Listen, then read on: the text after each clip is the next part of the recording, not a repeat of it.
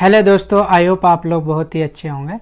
तो machinist course के बारे में आज मैं आपके लिए वीडियो लेकर आया हूँ। पहले भी मैंने मशीनिस्ट कोर्स के ऊपर जो है वीडियो बना दिया था, परंतु जो वो प्रॉपर रूप से नहीं बन सका था, इसलिए आपके लिए अगेन वीडियो लेकर आया हूँ मशीनिस्ट कोर्स। तो आज हम जानने वाले हैं कि मशीनिस्ट कोर्स क्या होता है, इसको करने के लिए क्या एलिजिबल कैटेगरी है, इस कोर्स को करने के बाद क्या बेनिफिट है, कहाँ कहाँ जॉब के ऑप्शन है। तो सारा कुछ जो है इस वीडियो में ही आज हम डिस्कस करने वाले हैं। तो आइए स्टार्ट करते हैं और सबसे पहले जानते हैं कि इसकी डेफिनेशन क्या है और इसके अंदर क्या सिखाया जाता है। तो आइए स्टार्ट करते हैं।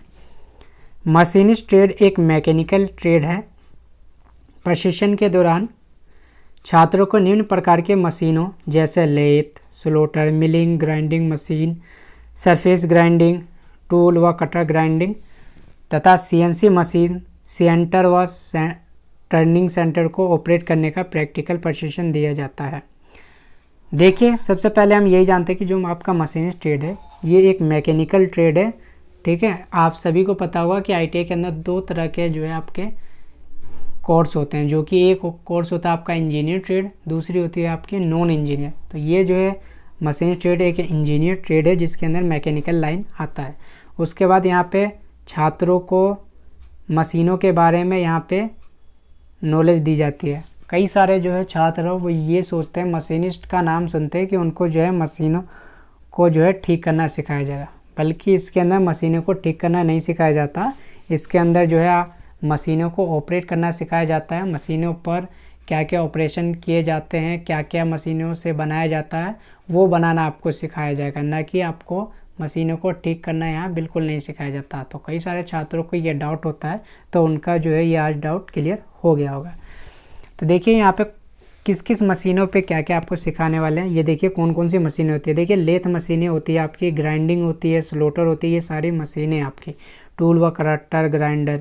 तो ये सारी जो है मशीनें, एक सीएनसी मशीन है जो कि अब एडवांस आ चुकी है, जिसके अंदर आपका न्यूमेरिकल कंट्रोल होता है, यानी यहाँ पे आपको डाटा फिल करके कंप्यूटर में डालना है, ऑटोमेटिक ही जो है आपका उपकरण तैयार होकर आ जाएगा। ठीक है दोस्तों, तो ये जो है यहाँ पे आपको प्रैक्टिकल प्रशिक्षण दिया जाता है, यानी आपको पूरी तरीके से आपको अपने हाथों से बनाकर सिखाया जाएगा। आप अपने हाथों से विभिन्न तरह के उपकरण बनाते हैं।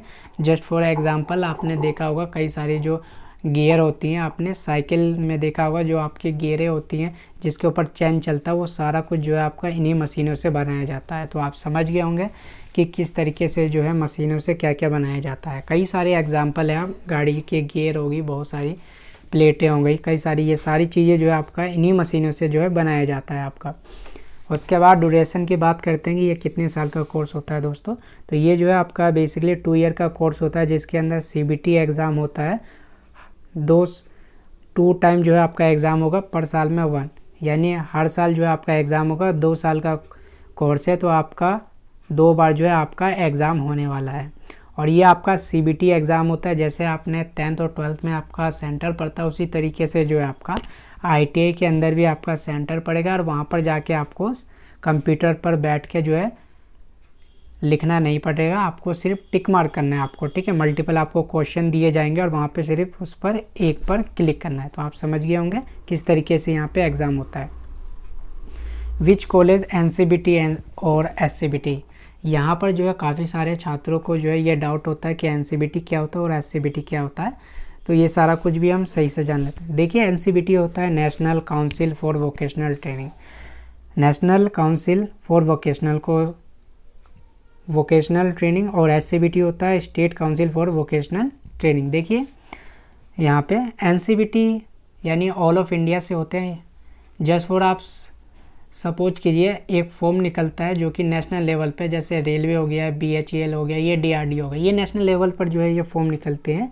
तो अगर किसी छात्र ने जो है एनसीबीटी से अपना आईटीआई फिटर किया, मशीनिस्ट किया, कोपा किया, तो वो जहाँ भी किसी भी स्टेट में अगर फॉर्म निकलता है रेलवे की या फिर अन्य जो है डिपार्टमेंट की, तो वो जो है इसमें जो है अप्लाई कर सकता है। लेकिन एक छात्र जो एससीबीटी, जैसे एससीबीटी फिटर उनने ले लिया, तो ऐसा होगा कि जैसे आप जिस भी स्टेट में रहते हैं और जहाँ से भी आईटीआई करें, जस्ट फॉर एग्जांपल जैसे आप जो है दिल्ली में आईटीआई कर रहे हैं और आपने एससीबीटी ले लिया, तो दिल्ली स्टेट की जो भी आपकी नौकरी निकलती है तो आप सिर्फ दिल्ली में ही अप्लाई कर सकते हैं। ऐसा नहीं है कि आप जो है दिल्ली SCBT से आप ITI किए हैं और जो आप रेलवे में अगर आपका दक्षिण भारत में निकलता है तो वहाँ पे आप फॉर्म नहीं भर सकते। जैसे यूपी की अगर कोई नौकरी निकलती है तो आप वहाँ से नहीं भर सकते, सिर्फ अपने ही स्टेट की नौकरी को जो है फिल कर सकते हैं। तो आपको समझ आ गया होगा, अच्छे से समझ गए होंगे कि NCBT और SCBT में क्या फ़र्क होता है। उसके बाद क्वालिफ़िकेशन की बात करते हैं दोस्तों। तो यहाँ पे क्वालिफ़िकेशन 10th पास होना चाहिए सिर्फ आप, और 10th क्लास में मैथ एंड साइंस सब्जेक्ट से पास होना चाहिए, और भी 15% मार्क्स से जो है आप पास होने चाहिए। उसके बाद विच कॉलेज की बात करते हैं कि कौन से कॉलेज से आपको करना चाहिए। तो यहाँ पे 2 तरीके के कॉलेज होते हैं आपका, गवर्नमेंट और प्राइवेट। तो देखिए दोस्तों, गवर्नमेंट कॉलेज बेस्ट होता है क्योंकि यहाँ से जो है आपको काफ़ी सारी अपॉर्चुनिटी मिलती हैं, आपको स्कॉलरशिप यहाँ पे मिलती है आपको, और जो गवर्नमेंट की फ़ीस होती है आपका 2000 से लेकर 3000 में जो है आपका ये कंप्लीट हो जाएगा। वहीं प्राइवेट की बात करते हैं तो आपके 30 से 40 हज़ार रुपये लग सकते हैं। तो ये आपका डिपेंड करता है कि आपको कहाँ पर जो है ये कोर्स करना चाहिए। सबसे बेस्ट होता है आपका गवर्नमेंट से ही कीजिए, वहाँ पे बहुत ही अच्छा सिखाया जाता है। सब्जेक्ट की बात करते हैं कि इस कोर्स में कौन कौन से सब्जेक्ट को पढ़ाया जाता है। देखिए दोस्तों, पहले आपका ट्रेड थ्योरी में होता है, आपको मशीनों के बारे में नॉलेज दी जाएगी कि किस मशीन में कौन सी टूल लगती है, किस टूल से, किस कटर से जो है जॉब को बनाया जाता है। तो मशीनों के बारे में आपको पूरी नॉलेज दी जाएगी। उसके बाद आपको कराया जाएगा प्रैक्टिकल। आपको कोई पीस बनाना है, जैसे आपको गियर बनाना है तो उसको किस तरीके से बनाना है वो आपको टीचर बताएंगे। तो वो जो है आपका प्रैक्टिकल होता है। ठीक है दोस्तों, हर हफ्ते आपको न्यू जो है प्रोजेक्ट मिलेंगे, वो आपको बनाना पड़ेगा। उसके बाद इंजीनियर ड्राइंग होता है, इसके अंदर ड्राइंग सभी को आपको पता ही है कि किस तरीके से ड्राइंग बनता है। तो यहाँ पे आपको इंजीनियर ड्राइंग की नॉलेज दी जाएगी। उसके बाद बात करते हैं एम्प्लॉयबिलिटी स्किल। एम्प्लॉयबिलिटी स्किल के अंदर बेसिक जो है आपका कंप्यूटर, बेसिक इंग्लिश और GK टाइप के जो क्वेश्चन होते हैं वो आपका एम्प्लॉयबिलिटी स्किल के अंदर आती है, तो वो भी जो है आपको यहाँ पर सिखाया जाता है। उसके बाद वर्कशॉप कैलकुलेशन एंड साइंस की बात करते हैं तो इसके अंदर बेसिक जो है आपका 10th की साइंस और 10th की मैथ जो है आपको सोल्व कराया जाएगा, ताकि आपको पता चल सके कि अगर आप मशीन पे काम कर रहे हैं तो वहाँ पे पता होना चाहिए आपको कि जो भी आप किस भी चीज़ यानी कौन से लोहे से और कौन सा आपका मटेरियल है, किससे आपको कौन सा जॉब बनाना है। तो आपको धातु और अधातु के बारे में भी पता होना चाहिए। उसके लिए आपको साइंस पढ़ाया जाता है। मैथ इसलिए पढ़ाया जाता है ताकि मैथ जो है बेसिक चीज़ें आप कैलकुलेट कर सकें। उसके बाद बात करते हैं हाई एजुकेशन के बाद। ITI के बाद आप चाहते हैं तो डिप्लोमा कर सकते हैं, डिप्लोमा के बाद जो है आप BTech भी कर सकते हैं। उसके बाद अप्रेंटिस की बात करते हैं तो आप रेलवे, BHEL है, मारुति है, DRDO है, नवल डॉकयार्ड है, इन सब में जो है आप जा सकते हैं। जॉब ऑप्शन की बात करते हैं तो ऑटोमोबाइल इंडस्ट्री में आप जा सकते हैं। जैसे ऑटोमोबाइल में सबसे बड़ा जो इंडस्ट्री है मारुति सुजुकी, आप सभी जानते हैं। तो वहाँ पर जो है आपके जॉब के काफ़ी अच्छा अपॉर्चुनिटी है और काफ़ी अच्छा सैलरी भी वहाँ पे देखने को मिलता है। हीरो होंडा आपने नाम सुना ही होगा, होंडा मोटर, इसमें भी आपके जॉब के ऑप्शन है और यहाँ पर भी आप जो है जा सकते हैं। मैन्युफैक्चरिंग लाइन में जो है HMT है आपका, BHEL, NTPC, BMC और रेलवे आपका गवर्नमेंट जॉब है, तो गवर्नमेंट लाइन में भी आप जा सकते हैं। GKM फिक्सर बनाने वाले उद्योग में जा सकते हैं। समुद्री जहाज़ के निर्माण व उसके रिपेयर के उद्योग में जा सकते हैं। मापने वाले उपकरण बनाने वाले उद्योग में जा सकते हैं। ट्रैक्टर उद्योग जैसे Mahindra and Mahindra, Eicher tractor, इंदो फार्म, इन सभी कंपनियों में जो है आप जा सकते हैं और अपनी जो है करियर बना सकते हैं। गवर्नमेंट लाइन में भी काफ़ी अच्छा यहाँ पे मौका दिया जाता है।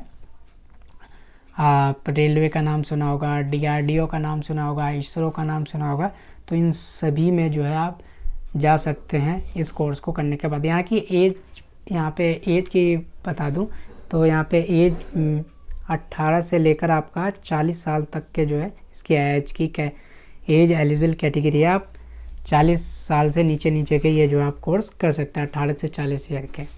उसके बाद ITI में जो पढ़ाने वाले जो आपके टीचर होते हैं उनकी योग्यता क्या होती है, या अगर आप ITI के बाद चाहते हैं पढ़ाना या ITI में पढ़ाना चाहते हैं तो आपके लिए आपके पास क्या क्या क्वालिफ़िकेशन होनी चाहिए वो सारा कुछ भी जान लेते हैं। तो ITI प्लस डिप्लोमा अगर आपने किया हो तो 3 ईयर का एक्सपीरियंस चाहिए ITI के अंदर पढ़ाने के लिए।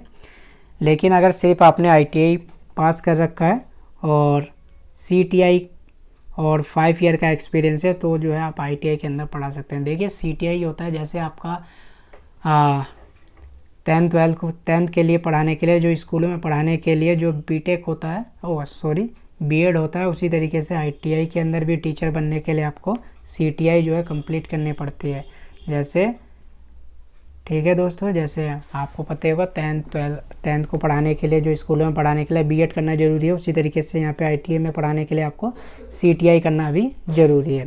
उसके बाद अगर आपने बीटेक कर रखा हो प्लस CTI ज़रूरी है दोस्तों, CTI कर रखा हो और 1 ईयर का एक्सपीरियंस है तो आप ITI के अंदर पढ़ा सकते हैं। फिर भी अगर किसी स्टूडेंट को किसी तरीके से कोई भी डाउट होता है वो कमेंट में पूछ सकते हैं। डिस्क्रिप्शन में इंस्टाग्राम का लिंक भी दिया गया है, वहाँ पर जाके मुझसे पर्सनली जो है अपने डाउट क्लियर कर सकते हैं। जो भी स्टूडेंट न्यू है चैनल को सब्सक्राइब कर दे ताकि आने वाले जब भी हमारी वीडियो रहेगी आप तक टाइम टू टाइम पहुँच सके।